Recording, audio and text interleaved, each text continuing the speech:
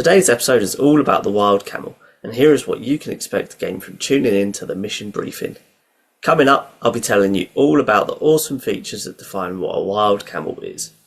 I will also be giving you a brief insight into the role of zoos in housing camels and what they can do for conservation and education. Finally, you will learn about the organisations on the front lines of wild camel conservation, and we will close out the episode by switching on the conservation signal for camel heroes for both zoos and in situ organisations to team up with in future episodes, so keep your ear to the ground for those. Hello recruits, my name is Captain Conservation, aka Johnny Bloxham, and I welcome you to the Conservationists Assemble, the podcast that seeks to raise the focus of endangered species by promoting the work of good zoos, wildlife charities and in situ organisations for them, and highlighting the link between them, as well as any areas where more work can or needs to be done by uniting with conservation heroes from around the world to form the greatest team of animal avengers ever known. Whether you're experienced in species survival or new to animal advocacy, this is the podcast for you. Will you join the fight? Camels are one of those iconic species that everyone can recognise. While you do somewhat regularly hear of people who appreciate them, having had the opportunity and privilege to have worked with camels, I would say the opinion of camels could be higher and therefore the attention they receive is a bit lacklustre. So let's get into what makes camels so awesome. Taxonomically, camels are classified as mammals, i.e. they have a backbone, have live birth, have fur and their young drink milk. The four main characteristics of what would determine you as a mammal, and there are some exceptions, and definitely we'll get into those species in future episodes. But more so specifically within being classified as a mammal, they come from the order Artiodactyla, so that is the even-toed ungulates and whales. So to unpack that, ungulates just being the fancy word for any animal that has a hoof. So the majority of hoof stock are even-toed ungulates. They are the most successful herbivores, outsurviving most of the Perissodactyla, which is the other side of the hoof stock coin, and they are your odd-toed ungulates. And the only extant species of odd-toed ungulate today are your rhinos, which have 3 toes on each foot, your equids, so your zebras, horses, etc., who have 1 toe, and your tapirs, which have 4 toes on their front feet and 3 toes on their back feet. And I suppose the kind of perhaps most surprising bit of this statement was the inclusion of whales. From fossil records, they've determined that actually the bone structures in fins are genetically quite similar between even-toed ungulates and whales, and so actually we're starting to see whales being considered even-toed ungulates, even though they're not herbivores or land mammals for that matter.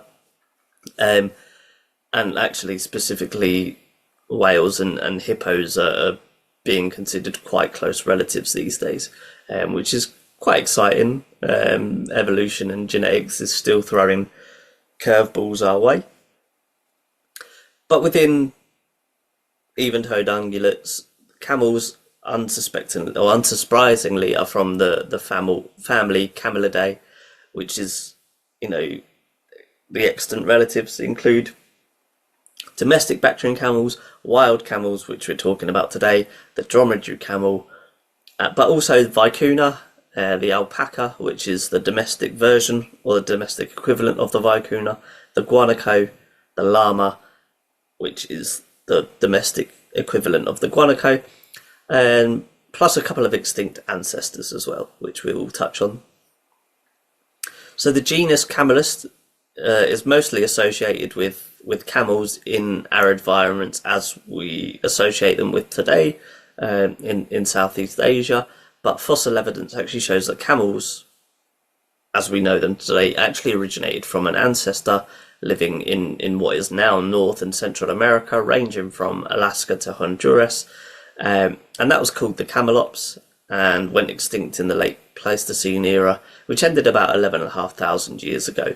So it's thought that ancestors of the camel, as we know them today, crossed the land bridge between North America and what is now Russia, and made their way down to where the extant wild Bactrian camel is now endemic. Very recently we found that wild camels, while closely related to the domestic Bactrian camel, are not ancestrally related. The two species separated between 700,000 years ago and a million years ago, with both species sharing a common ancestor, the giant camel, that went extinct about 20,000 years ago. Now, so what's in the name? The species of Bactrian camel and by extension the scientific name of Bactrianus, linked to the region of Bactria in South Central Asia, where wild Bactrian camels were once widespread. So to distinguish between the wild and domestic camel, the Latin word ferus, meaning feral or wild, has since been added to the wild camel's binomial name. It's not surprising that the godfather of modern taxonomy, Carl Linnaeus himself, had a role to play in naming the camel. But it's thought that Aristotle was the first person to describe camels in his 4th century book, History of Animals. However, it was the Russian geographer Nikolai Przewalski who brought the camel to the attention of the majority of Europe towards the end of the 19th century. And yes, that is the same Przewalski who lends his name to the Przewalski's horse and the lesser known Przewalski's antelope, of which you can be sure there will be future episodes of the podcast on. So that gives a brief insight into the background of the camel and how they've got to where they are today. Now we're going to move on to kind of the physical traits and being that is the wild Bactrian camel.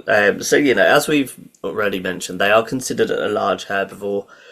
But actually, you know, the domestic relatives, the domestic Bactrian camel that you see in zoos are a little larger than the wild camel. And that's, you know, probably intentional over years and years and thousands of years of domestication. Fully grown adults are around 6 foot at the shoulder, and can be around, you know, 7 foot, 8 foot at the top of the hump, and can weigh anywhere between 300 kilos to 1,000 kilos. Although again, that upper limit is most likely for the domestic Bactrian camel, as well as perhaps the dromedary camel as well. They do have lots of cool adaptations. So one of the, you know, like I said, many people can recognise a camel. One of the most common things you hear is that everyone is jealous of their eyelashes, their lovely long eyelashes. So yeah, it is true. They do have lovely long eyelashes, and they are there for one very good reason, and that is to stop the sand in their arid environments from getting in their eyes and irritating them. But that's not the only feature they have to help with this. They actually have a third eyelid. So they have a top and bottom eyelid like we as humans do, but they actually have a third eyelid that goes from left to right or side to side. And it's actually quite thin. It's see-through, so they can yes, use it like a windscreen wiper to clear sand off of the surface of the eye, but they can also actually just choose to keep it shut for an extended period of time and still be able to see where they're going, and also prevent any irritation. Other features on their face that also prevent irritation, they have slit-like nostrils which they can close to keep sand out, and they also have fur on the inside of their ears to catch any sand from entering the ear canal.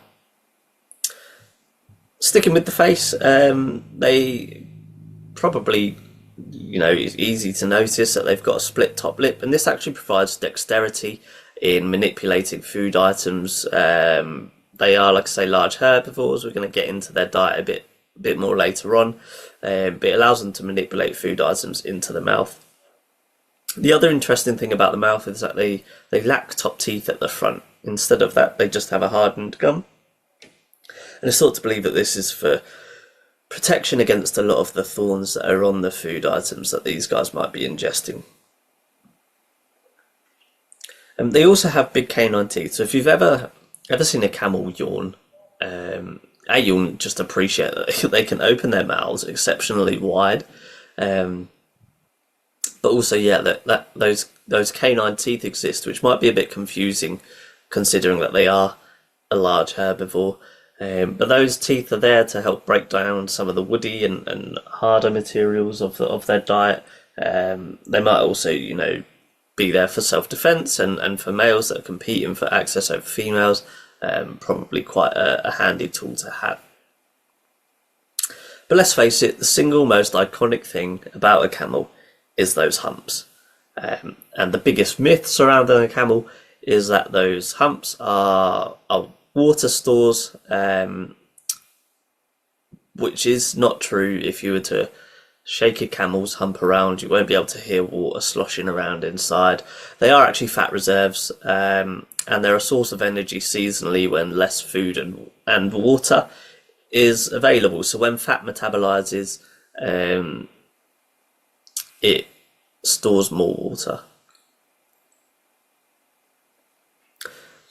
So yeah, naturally you will see then these humps do flop when fat stores have been used, and that might be when there's times that there's less food available, or in breeding season there's obviously a lot more energy being used, even in the lead up to breeding season when males are competing for access to breeding rights.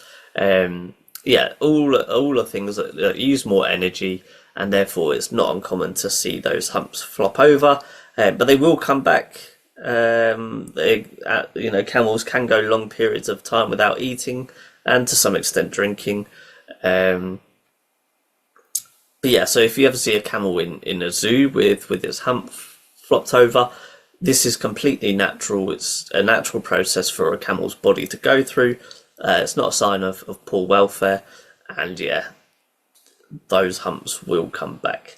So like I said, they can go extended periods of time without drinking. They tend not to where possible, because it can cause health issues. When they can drink vast amounts of water in a single sitting. And they're one of the only animals that can regularly snow, or that does regularly snow to provide hydration. In terms of their digestive system, they are considered ruminants. However, they're not a true ruminant. True ruminants have 4 chambers to the stomach, the most famous example of that being the cow. And this, leads way to the phrase chewing the cud. Whereas camels only have 3 chambers. They are lacking the chamber of the ruminant digestive system known as the omasum. And while it's largely unknown what the function of the omasum is, part of it is that it's thought to be the chamber of the stomach that absorbs moisture.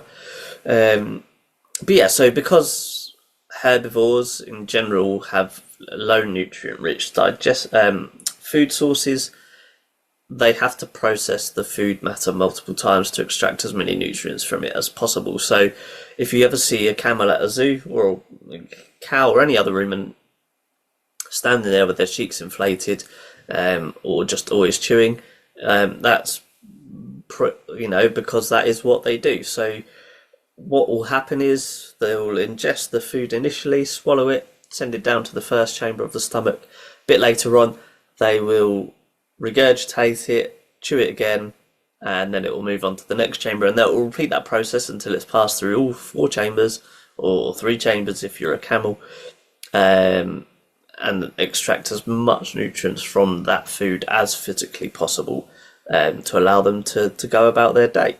The other interesting things that you may notice about camels if you are looking at them, is that they have leathery pads on their knees, their elbows, and also on their chest as well. It quite often gets mistaken for like a bald spot or a skin condition, but if you look at the bottom of kind of where a camel's neck meets its body, there is this leathery patch, and that is just allowing them to lay down on potentially hot surfaces or abrasive surfaces without any irritation as well. And it's a bit like when in the UK, when we occasionally get our really hot days, if you're ever walking on a pavement barefoot, or lucky enough to be on a beach and it's hot, we are looking for the next bit of shade to take a bit of respite from the hot sand there. If we had really leathery feet, not to go into human feet too much, but if we had really leathery feet, that might not be as much of an issue.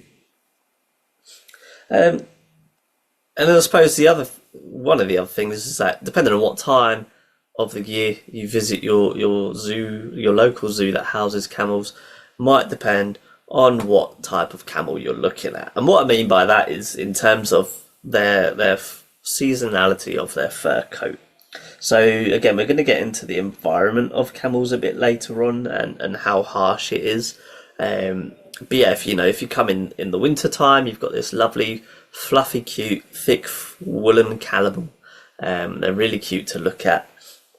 If you come in the summer, you've got, for lack of a better way of describing it, a naked camel. There's some long wispy hairs there, but for the most part, they're not fluffy at all. And if you come in the springtime, God knows what you're looking at. It's it's quite scruffy at times. They're starting to lose that winter coat to get ready for the summer. You might have a camel that's got a particularly stubborn bit of fur that's just looking really inconvenient, hanging over one eye, and just generally getting in the way.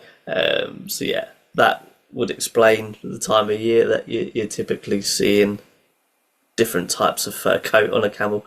And the last cool adaptation that I really want to talk about with the camel is their feet. And have a look next time you're at a zoo, looking at the camels when they're walking. Their feet spread out to increase stability. And again, going back to if you're walking on a beach, a sandy beach, your feet will sink in a little bit. However, yeah, with the camel and typically the arid environment that they're associated with and found in, the feet spread out to increase the surface area, to increase stability and stop them from sinking into the sand too far, which is pretty clever. Now, how long do they live is I think largely debatable. Information out there says 20 to 40 years. From personal experience and kind of personal research, I have not really come across a camel that has lived to 40 years old. So it'd be interesting to know why that is, or, to be corrected if anyone out there has worked or known of someone that has worked with a camel that has lived to that long. It would be great to hear about it. So yeah, check out the podcast email in the show notes. It'd be great to hear from you. But yeah, they are typically, ones in zoos do live longer than their wild counterparts for obvious reasons. They're in human care. They don't have threats from predators or humans, and they have access to healthcare and veterinary care when it's needed. So whereabouts are they found? We've said that historically they come from a relative in North and Central America. Now, wild camels are endemic to China and Mongolia in as many as 4 subpopulations, but there is the potential for one of those subpopulations to have actually now gone extinct. And historically, they existed in Kazakhstan too. And we've alluded to a couple of elements of their habitat. We do associate camels with coming from these arid desert regions. And we've mentioned with regards to the fur coat how harsh their environment is, but the Mongolian Gobi, where they are found, is probably the harshest environment on the planet. So in the summer, you can get temperatures of up to 40 degrees Celsius, and in the winter it can get to 30 degrees below zero. So that explains their coat seasonality, and perhaps things that we don't necessarily consider, or aren't common knowledge. The water in this region has a higher salt content than our oceans and would be toxic to consume to any other species, including domestic Bactrian camels found in zoos. But the wild camel can cope with this level of salt in their water without any toxification, although we still don't really know how.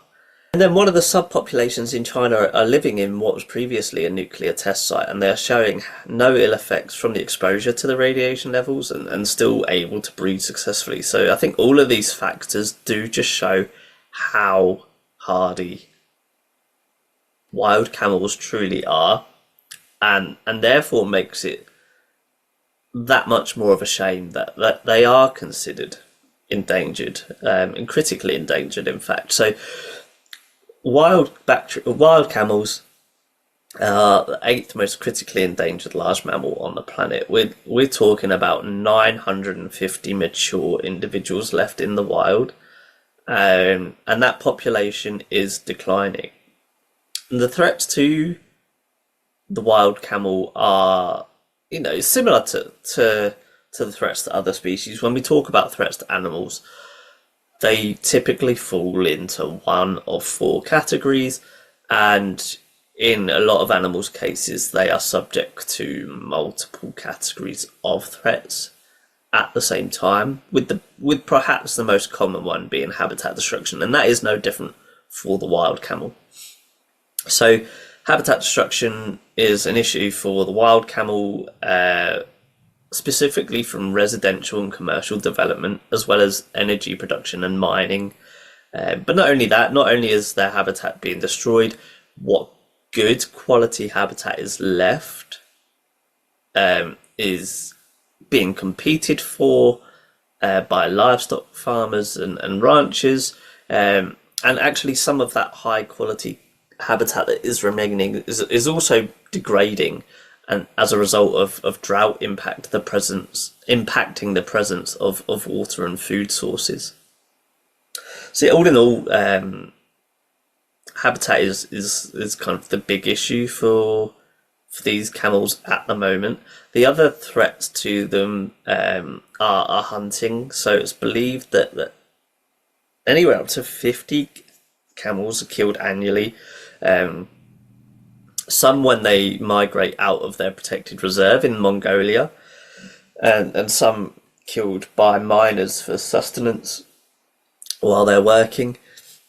The other threat we are seeing is hybridization with domestic camels that are being used as livestock in neighbouring areas, which obviously then creates an issue for genetics going forward, in a population that is already very low.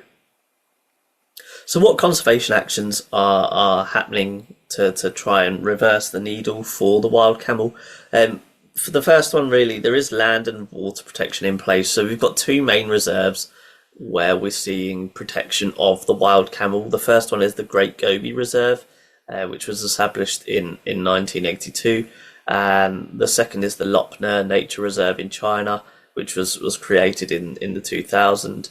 And actually within the Great Gobi Reserve, there is also an ex situ conservation effort in the form of a wild camel breeding program, which was established by the Wild Camel Protection Foundation in 2003, which hopefully we'll have a future episode with a representative of the Wild Camel Protection Foundation in the future, to learn more about that and much more of their work. But yeah, this breeding program is considered an urgent conservation priority, and actually just after 10 years of its inception, the breeding program did release 2 bull males back into the wild, or back into the reserve, in 2013, and a further 6 bull males back into the wild in 2015. So there might been more on that work since then, which is again why I'd like to get a member of the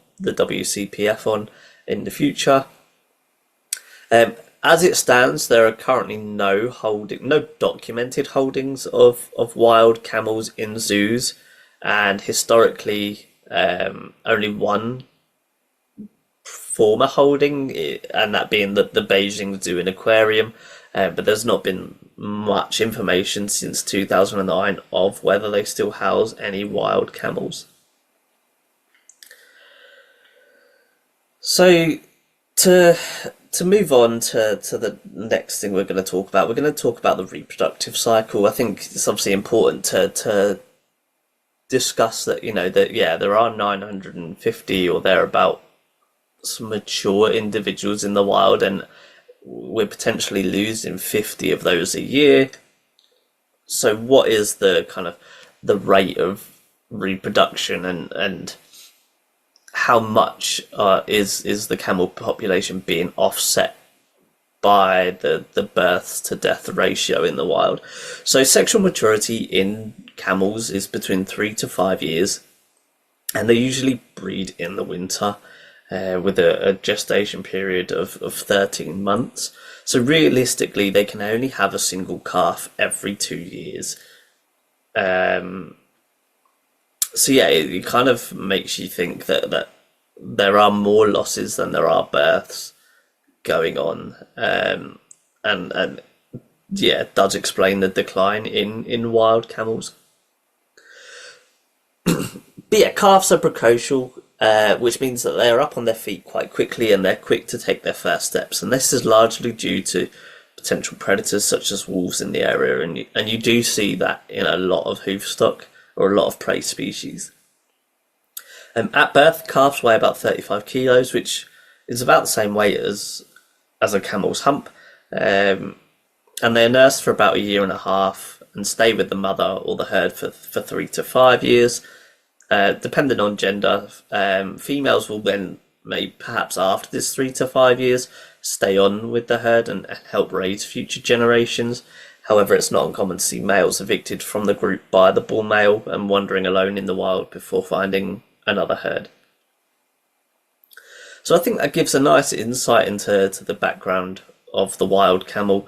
We're now going to have a quick focus on zoo, kind of camels in zoos and zoo management of them as such.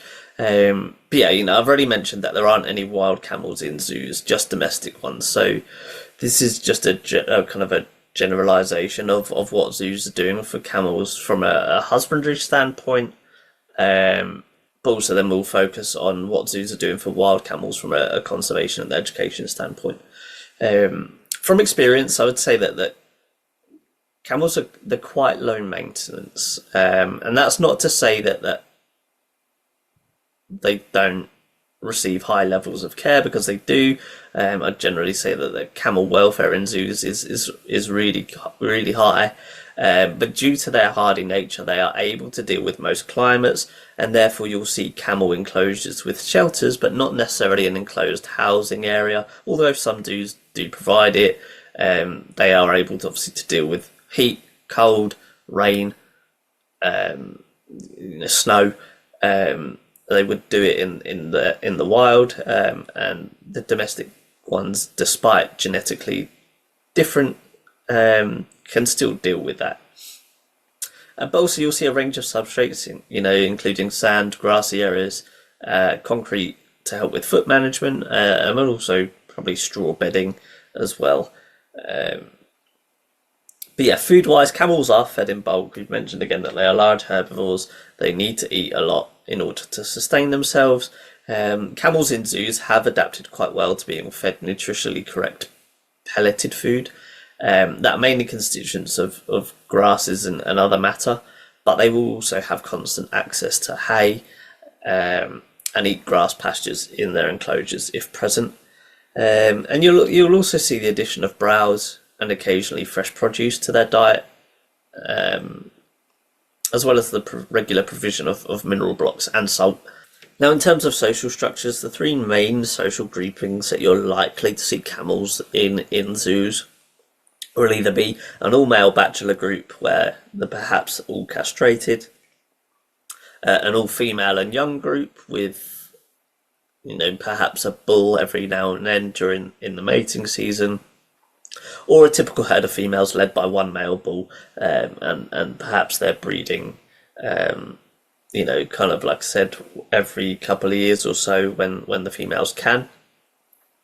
Typically, camels are not housed individually, and if they are, they might be in a mixed species exhibit and will certainly receive a lot more enrichment and interaction from their keepers if they are. And in terms of that enrichment and kind of keeping camels stimulated, they get often, feeding devices are often included to increase the time spent feeding and support cognitive function. But actually they are often trained, A, for again, cognitive function, but B, because they are capable of learning all sorts of behaviours for husbandry procedures, from walking onto scales, checking feet, eyes, ears, teeth, stationing for brushing to assist with removal of their winter coat, of which that wool then makes great enrichment for other species in the zoo. So yeah, they are gentle giants for the most part, and they do quite enjoy keeper interaction, and they certainly benefit from it too. Education is probably the biggest thing that zoos can offer for the wild Bactrian camel, since none are housed in zoos. And you will find that zoos often deliver educational camel talks, but even those who just house them are uniquely positioned to provide conservation education. And I think we are starting to see a shift in the type of information included in conversations with guests and on signage as to the plight of the wild Bactrian camel, by changing the language they use and focusing it more on the wild species than the domestic species. And I think a lot of this shift is coming from a particular research paper that was released last year on confounding terminology. And I'm guilty of what this paper is referring to. I've done it in this episode. I've consciously tried to not say wild Bactrian camel, even though that is what they are, but just to say wild camel instead. And certainly for a lot of UK zookeepers, you will hear zookeepers and signage correctly referring to the wild Bactrian camels as such.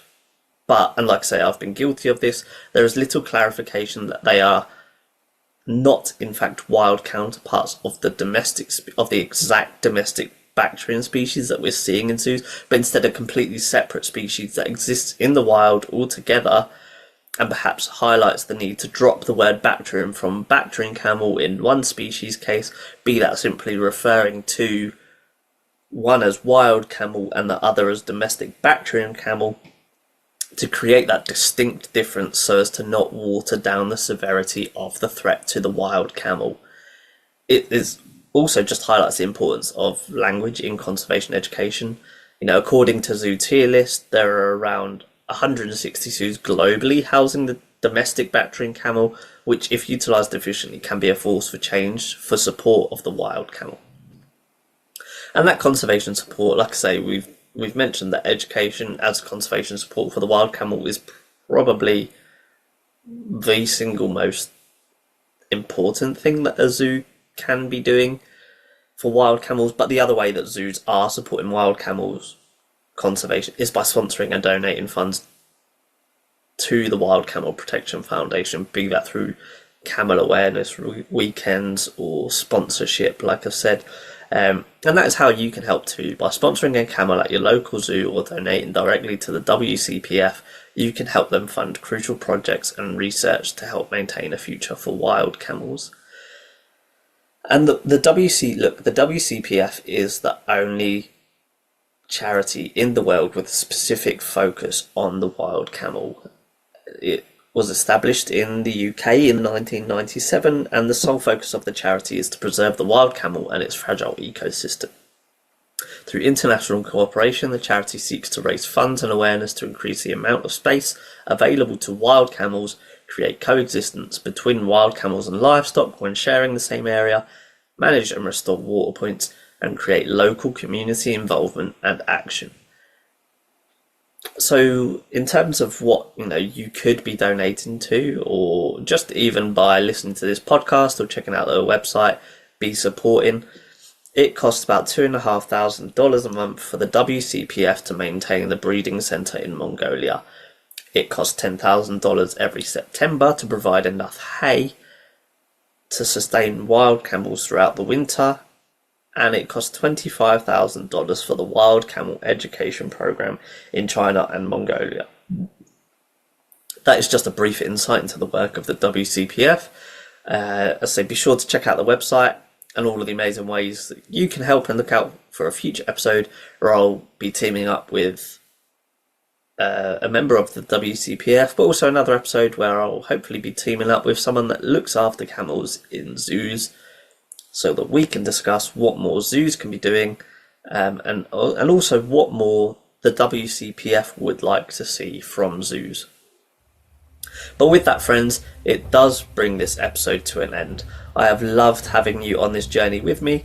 And look, if you're constantly wondering if conservation works, if you don't know how exactly you can get involved and make a difference for the betterment of the planet and the species featured on the podcast each week, and you feel like it's just guesswork, you feel like while you so desperately want to help save wildlife and better understand the work of zoos and other conservation organisations, you just don't know where to begin. If you want to find out exactly the answers to all these feelings, then why not make this podcast your conservation headquarters by following, rating and sharing the podcast. Tune in each week and interact with the podcast to receive up-to-date, honest information on all things conservation, but also to take part in the fun elements like sharing your favourite pictures, videos or stories of animals, or perhaps your experiences at a zoo. But your interaction with the podcast can go further than that. If there are any particular conservation topics or species you want more clarity on or would love to see featured on an episode, this is your platform to see that happen. My email address is in the show notes. You can contact us on any of the social medias we're on, so Instagram and Facebook.